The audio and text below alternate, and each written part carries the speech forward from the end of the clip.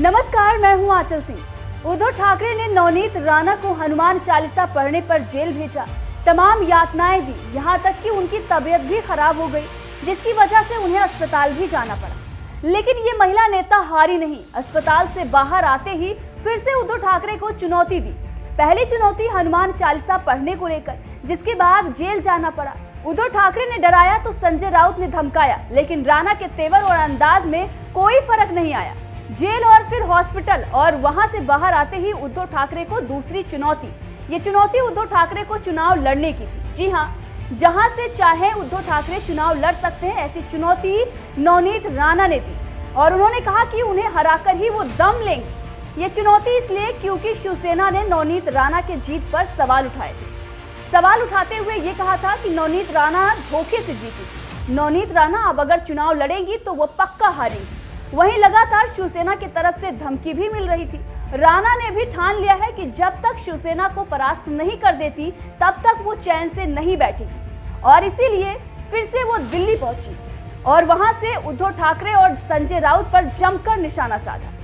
नवनीत राणा के अंदाज को देख लोग उनके कायल हो गए। अब नवनीत राणा ने ये तस्वीर पोस्ट की है, गौर से देखिए ये नवनीत राणा की तस्वीर को। भगवा पद और हाथ में हनुमान जी की मूर्ति।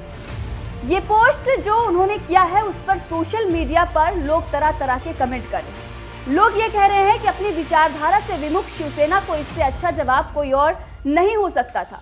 नवनीत राणा की इस तस्वीर को उद्धव ठाकरे के 100 जुल्मों पर एक करारा जवाब बताया जा रहा है। सोशल मीडिया पर नवनीत राणा के इस तस्वीर पर तरह तरह के कमेंट आए हैं, जिसके बारे में हम बात करेंगे। एक यूजर ने लिखा है कि आपको अयोध्या काशी आना चाहिए।